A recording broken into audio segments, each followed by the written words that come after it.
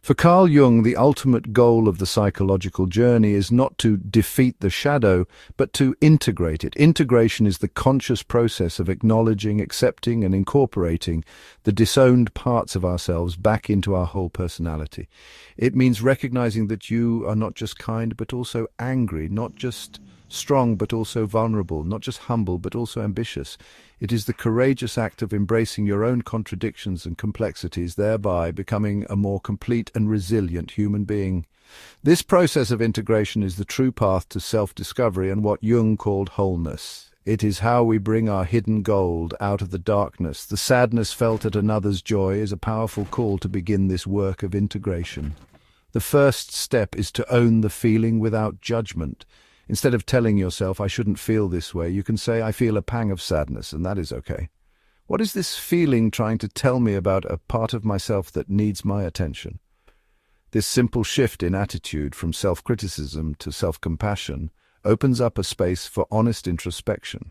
It allows you to look at the other person's happiness not as a threat, but as a helpful mirror reflecting a part of your own potential that is asking to be lived.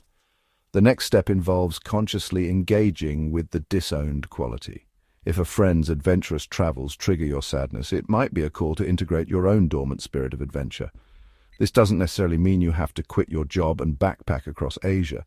Integration can be a subtle process. It might start with planning a small weekend trip, trying a new restaurant in your city, or simply allowing yourself to daydream about future travels without guilt. It means making a conscious space in your life for that shadow energy to express itself in a healthy and constructive way rather than letting it fester in the unconscious. Ultimately, integrating the shadow is a lifelong process of becoming more conscious and more authentic. Each time we successfully integrate a piece of our shadow, we become less reactive to others and more grounded in ourselves. We reclaim the psychic energy that was used to suppress that part of our personality, leading to a greater sense of vitality and purpose. The people who once triggered us lose their power over us because we have owned the quality they once mirrored. We can then genuinely celebrate their joy because it no longer highlights a painful lack in ourselves. Instead, it resonates with a part of ourselves that we have finally welcomed home.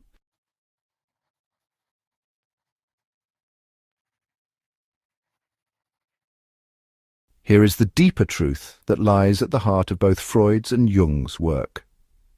The external world is not a separate, objective reality. It is a vast and intricate mirror, constantly reflecting the state of our own inner world back to us.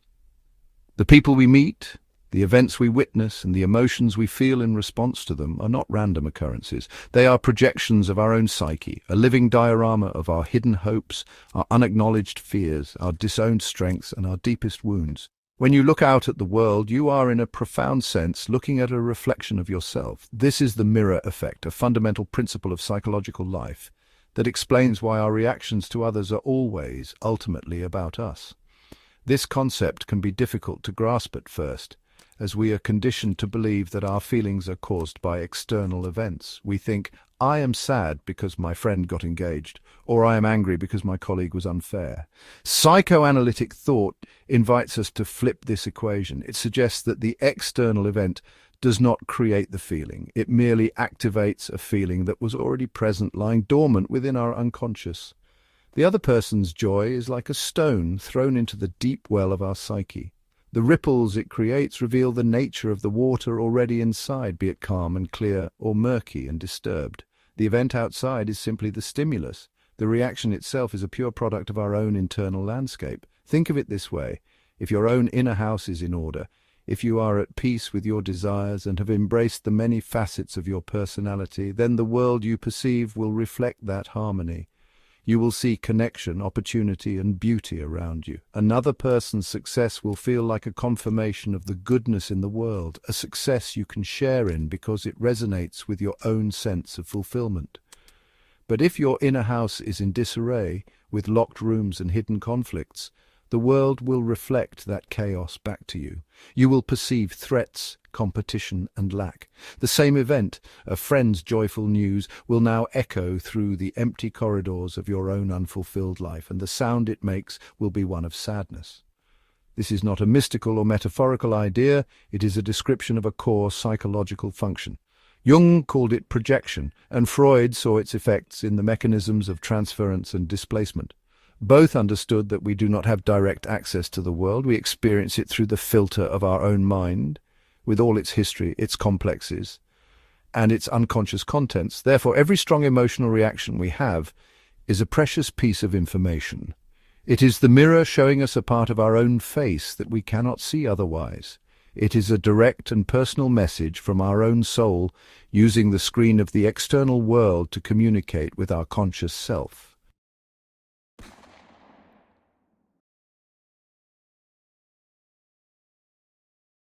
The quality of the reflection we see in the mirror of another's joy depends entirely on our own internal state. If you are living a life that feels authentic and fulfilling, if you're at peace with your choices, and are actively pursuing the things that matter to you, then another person's happiness is likely to be reflected back as a feeling of shared warmth and connection. Their joy does not highlight a lack within you, because there is no significant lack to be highlighted. Instead, it resonates with the joy and contentment that already exist inside you. You are able to celebrate with them freely and genuinely because their success does not threaten your sense of self-worth or remind you of a painful void. In this state of inner alignment, their happiness can even become a source of inspiration and affirmation. It acts as proof that joy, love, and success are possible, reinforcing your own optimistic outlook on life. It is like hearing a beautiful song that harmonizes with the music already playing in your own heart. You feel their happiness almost as if it were your own, a phenomenon rooted in empathy and a secure sense of self. This is the ideal state we all strive for, to be so complete in ourselves that the good fortune of others only adds to our own sense of abundance rather than subtracting from it. It is the reflection of a soul at peace with its own journey. However, the reflection changes dramatically when there is a significant, unfulfilled part of you. If there's a dream you have abandoned, a need you have ignored, or a part of your potential you have disowned, then another person's joy acts as a mirror that reflects the empty space inside you. Their happiness becomes a stark and painful contrast to your own inner state. It doesn't create the emptiness, but it illuminates it with an unforgiving light. The reflection you see is no longer one of shared joy, but one of personal lack. This is when the quiet ache of sadness begins to surface, an echo from the hollow chambers of your own heart. This experience is deeply personal and specific. The particular flavor of another's joy that triggers you is the most telling clue. If you feel a pang of sadness at a friend's creative success, the mirror is reflecting your own neglected creativity. If you are pained by a sibling's close family life, the mirror is reflecting your own unmet longing for belonging and connection. The trigger is never random. It points with unnerving accuracy to the precise location of your own inner wound, to the specific desire that has been left to starve in the darkness of your unconscious. The mirror does not lie. It simply shows you what is there, or more poignantly, what is not.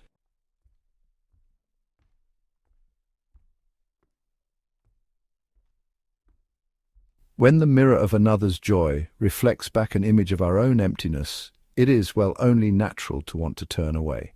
That feeling is uncomfortable, and our immediate instinct is to blame the mirror, to find fault with the other person, or, to sink into shame and self-criticism. We might think, they're just showing off, or what's wrong with me for feeling this way, but the psychoanalytic perspective offers a more courageous and constructive path. It suggests that this painful reflection is not a judgment or a punishment. It is, in fact, an invitation. It is a call to action from the deepest part of yourself, an urgent summons to attend to the parts of your life that you have neglected. The sadness is a guide, pointing you toward the work that needs to be done.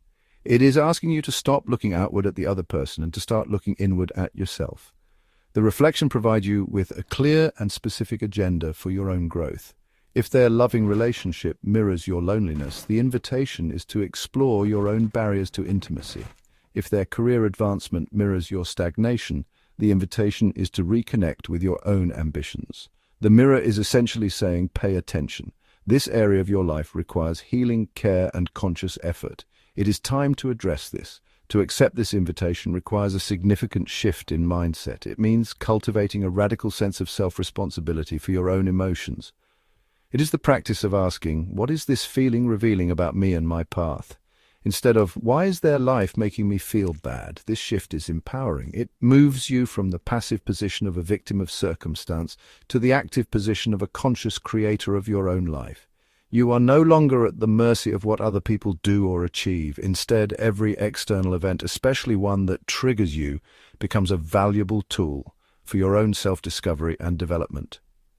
This is the essence of what Carl Jung meant when he said, "What you feel about others always reveals something about yourself."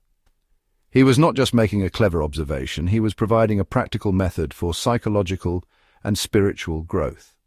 The mirror effect is not a curse, it is a gift. It ensures that we can never stray too far from our own path without being reminded of where we need to return.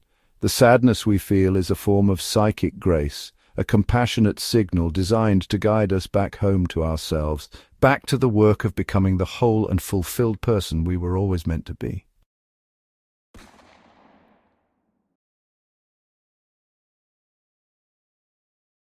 The ultimate goal of understanding the mirror effect is not to live in a state of constant self-analysis, but to fundamentally shift our perception. As we do the inner work that the mirror calls us to do, as we face our repressed desires, integrate our shadow and heal our inner wounds, the nature of the reflection begins to change. The more whole we become on the inside, the less the external world needs to function as a mirror for our disowned parts. We no longer need others to show us our own lack because, well, we are actively working to fill those empty spaces ourselves. The mirror, having served its purpose, gradually becomes clearer. This transformation is profound. When you have acknowledged your own ambition, another's promotion is no longer a painful reflection of your own stagnation. It is simply a colleague's success, which you can observe with neutrality or genuine happiness. When you have embraced your own need for love, another's engagement is no longer a mirror for your loneliness. It is simply a beautiful event in a friend's life. The intense emotional charge dissipates because the unconscious hook, the projection, has been withdrawn. You have taken back your own energy from the external world and reclaimed it for yourself. The mirror becomes less and less distorted by your own inner conflicts. As this process continues, a rather remarkable thing happens. The mirror begins to transform into a window. Instead of seeing a reflection of your own unconscious psyche, when you look at others, you begin to see them more clearly for who they are. You can appreciate their unique journey, their struggles and their triumphs without it having to be about you. You can listen to their stories without filtering them through the lens of your own needs and desires. This allows for a deeper and more authentic form of connection, one based on genuine empathy rather than unconscious projection. You can finally see the other, and in doing so, you can truly connect. This journey from mirror to window is the path of maturation and self-realization. It is the process of cleaning our own lens of perception so that we can see the world, others, and ourselves with greater clarity and compassion. It does not mean we will never be triggered again, but it does mean that when we are, we will recognize the reflection for what it is, another opportunity to look within, another invitation to grow.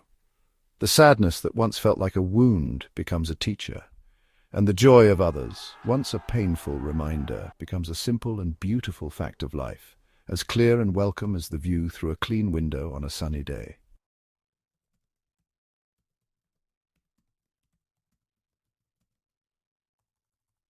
And let me tell you a true story. It takes place in the heart of the 1960s, a time of great social change, but in many homes, traditional expectations still held firm. In a quiet, suburban house filled with the scent of polished wood and baking cake, a family gathered to celebrate. The occasion was a joyous one, the engagement of the younger daughter, Catherine. She was radiant, her face flushed with happiness as she showed off the modest diamond on her finger. Her fiancé, a kind and steady young man, stood proudly by her side. Laughter filled the rooms, glasses were raised in toasts, and the air buzzed with congratulations and cheerful predictions for the future. It was a picture of perfect family bliss, a moment of pure, uncomplicated happiness. Watching from the edge of the living room was the older sister, Eleanor. To any outside observer, she was playing her part beautifully. She smiled warmly at her sister, hugged her tightly, and said all the right words of joy and support. She complimented the ring, chatted amiably with her future brother-in-law, and helped her mother serve slices of the celebration cake. On the surface, Eleanor was the very image of a loving, proud older sister, sharing in her family's delight. She fulfilled every social expectation, her performance seamless and convincing. No one in that cheerful, crowded room would have had any reason to suspect that anything was amiss in Eleanor's heart. But beneath this carefully maintained exterior, a strange and unwelcome emotion was taking root. With every peal of laughter, with every heartfelt toast to the happy couple, Eleanor felt a quiet, spreading ache inside her chest. It was a feeling she could not name, a subtle but persistent melancholy that felt entirely out of place amidst the celebration. She tried to push it down, to focus on her sister's obvious joy, but the feeling persisted like a low, discordant note in a beautiful symphony. It was a shadow that had crept into the bright room, a private sorrow that only she could feel, isolating her in a sea of shared happiness. This internal conflict was bewildering for Eleanor. She loved her sister dearly and genuinely wished her all the happiness in the world. There was no conscious part of her that felt envious or resentful. She had always been the responsible, steady one, focused on her work as a librarian, content in her quiet, orderly life. So why did this happy event feel like a personal blow? Why did her sister's joy feel like a mirror reflecting something desolate back at her? She felt a rising sense of shame and confusion. What was wrong with her that she couldn't simply be happy? The celebration wore on, but for Eleanor it had become a source of profound and secret pain.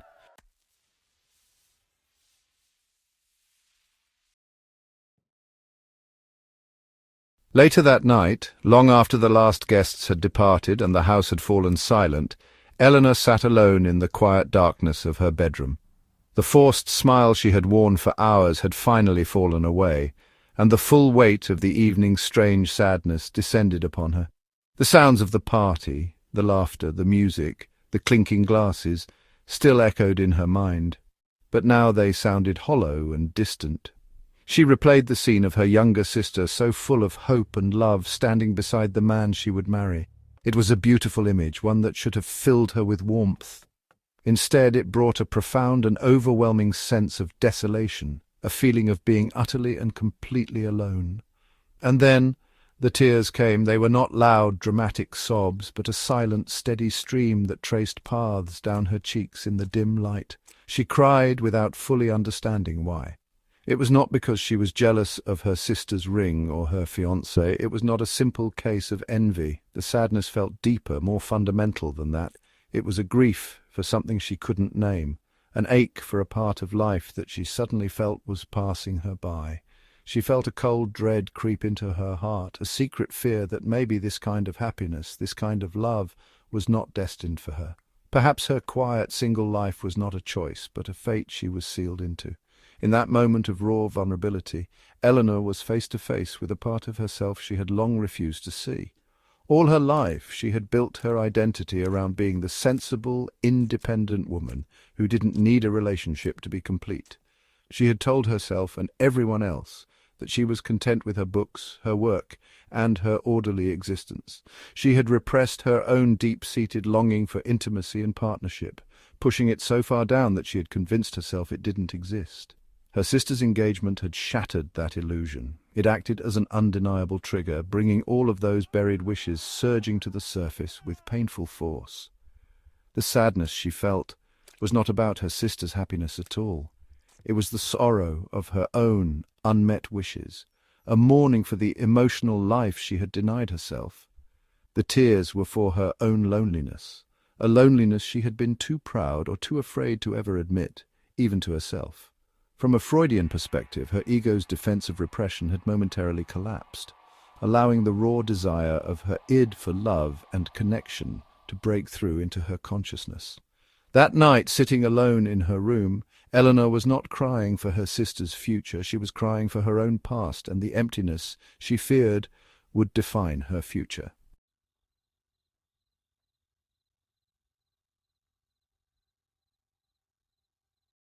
The feelings stirred by her sister's engagement did not fade away. They lingered for months, a constant, low-level melancholy that Eleanor could no longer ignore. The carefully constructed piece of her life had been shattered, and she knew she could not rebuild it on the same fragile foundations. Plagued by a sadness she couldn't shake, she took a courageous step, one that was still somewhat uncommon in the 1960s. She sought therapy. She found a quiet, thoughtful analyst, a man trained in the Jungian tradition, and began the slow, difficult work of exploring the uncharted territory of her own inner world. It was in the safety of that consulting room that the true meaning of her tears began to emerge. Her therapist listened patiently as Eleanor described her reaction to the engagement party, her feelings of shame and her deep confusion. He didn't see her as flawed or envious. Instead, he introduced her to a new concept, the shadow. He explained that her conscious identity, the capable, independent, self-sufficient librarian, was only one half of her personality. The other half, her shadow, contained all the qualities she had disowned. In her case, her shadow held her vulnerability, her deep need for connection, and her romantic longings. She had pushed these parts of herself away because she feared they would make her weak or dependent, compromising the strong persona she had worked so hard to maintain. As they talked, Eleanor began to see her life through this new lens. She realized that her sister's happiness hadn't created her sadness. It had simply illuminated what was already there, hidden in the dark.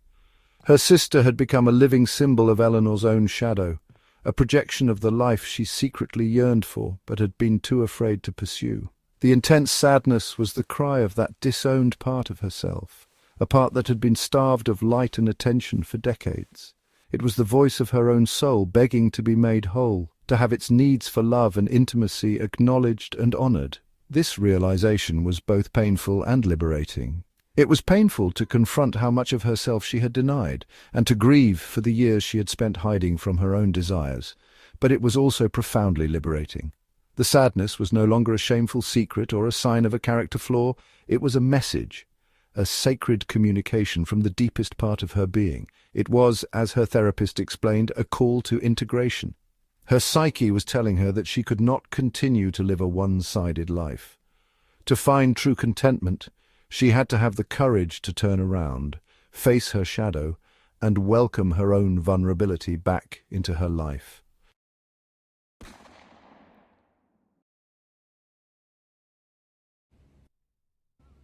The therapy sessions became a journey of reclamation. Eleanor learned to see the sadness not as an enemy to be defeated, but as a wise teacher to be listened to. That single night of tears, which had felt like a moment of breaking down, was reframed as a moment of breaking through.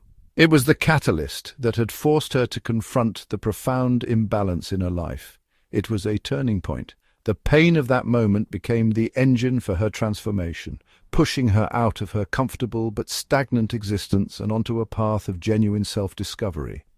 Her sister's happiness had inadvertently given her the greatest gift of all, the motivation to find her own.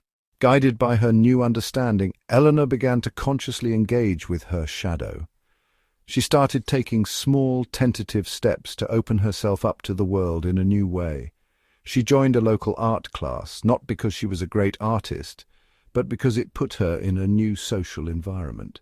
She began to say yes to invitations she would have previously declined, pushing past her instinct to retreat into the safety of her books and her quiet routines.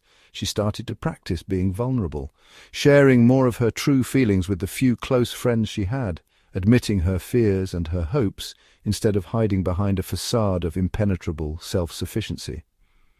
This process was not quick or easy. It required her to constantly challenge the old patterns of a lifetime. But with each small step she felt a subtle shift inside. By allowing her weaker, more vulnerable side to have a voice, she found she was not becoming weaker at all. In fact, she felt stronger, more integrated, and more authentic. She was no longer spending so much psychic energy suppressing a vital part of herself.